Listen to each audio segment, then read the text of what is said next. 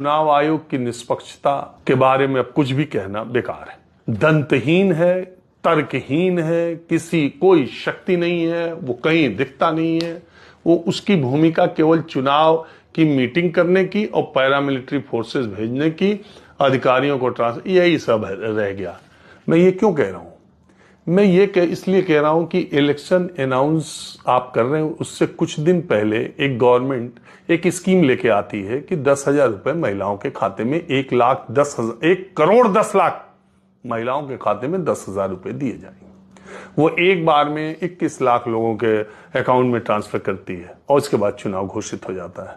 और वो सरकार डेट वाइज, जब model code of conduct Bihar में लागू है, तो डेट वाइज वो सरकार हर फ्राइडे को महिलाओं के खाते में कुछ कभी 10 लाख महिलाओं के खाते में, कभी 20 लाख में, हर हफ्ते हर फ्राइडे को चुनाव चलने के दौरान महिलाओं के खाते में पैसे पड़ रहे हैं और चुनाव आयोग चुप है। वो चुनाव आयोग देख रहा है। चुनाव आयोग ये नहीं, क्या कहते हैं, पॉलिटिकल पार्टीज को लेवल प्लेइंग फील्ड मुहैया कराने का काम इलेक्शन कमीशन का। अब आप बताइए, परसों चुनाव होना है और फ्राइडे के अकाउंट में अगर 12 लाख महिलाओं के अकाउंट में 10,000 आया है और वो एक महिला 5 महिला से कहती है कि मेरे 10,000 आ गए, तुम्हारे कब आएंगे? मेरे तो नहीं कहे, तुम्हारे अगले आ जाएंगे, नीतीश जी की सरकार रहेगी तो अभी तो तुम्हारे चुनाव से पहले ही आ जाएंगे और तुम्हारे भी आ जाएंगे। फॉर्म भर दिया, देखो हमने भरा था, हमारा पिछली बार नहीं आया, इस बार आया, तो तुम्हारा अगले वीक आएगा, तुम्हारा अगले वीक आएगा। तो 1,10,00,000 के अकाउंट में आप पैसे डाल रहे हो और उसको एक महिला 4 महिला से कम कह रही है, तो 4 करोड़ तक जा रहा है ना बात। 3 करोड़ तक बात जा रही है ना कि पैसा आने वाला है, मेरा आगे तुम्हारा आएगा या अब आने वाला है। और इलेक्शन कमीशन मूक दर्शक बन करके यहां अशोक रोड पर बैठ करके तमाशा देख रहा है।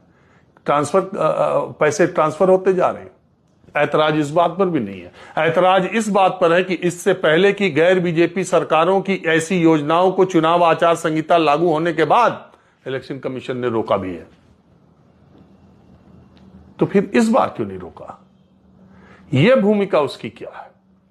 अगर आप हरियाणा और महाराष्ट्र के चुनाव की बात करते हैं, मैं राहुल गांधी जो वोट चोरी की बात करते हैं, उनके तर्क, उनकी टीम, उनकी बातों, उस पर मैं नहीं जाता हूं। चुनाव आयोग को जवाब देना चाहिए। लेकिन मैं आपको दूसरी बात कह रहा हूं, अगर 15 सालों से हरियाणा और महाराष्ट्र के चुनाव एक साथ घोषित हो रहे थे, तो इस बार पिछली बार क्यों नहीं एक साथ घोषित हुए?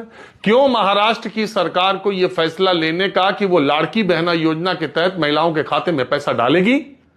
यह ऐलान हुआ, उसके बाद उसको 3 महीने का मौका दिया गया कि 3 महीने तक वहां की महिलाओं के अकाउंट में पैसे जाएं, उसके बाद महाराष्ट्र के चुनाव कराए जाएंगे। क्यों कराए जाएंगे?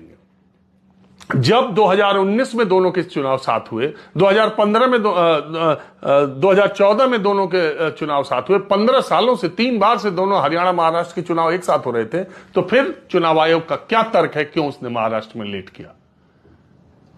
तर्क तो अगर सामने देखो तो यह दिखाई देता है कि उसने 4 जून को हारे थे इलेक्शन, लोकसभा का चुनाव। 28 जून मुझे जहां तक याद आता है शिंदे सरकार ने फैसला लिया और उसके बाद तुरंत 3-4 महीने गया अकाउंट में महिलाओं के अकाउंट में पैसे डालो, चुनाव जीतो।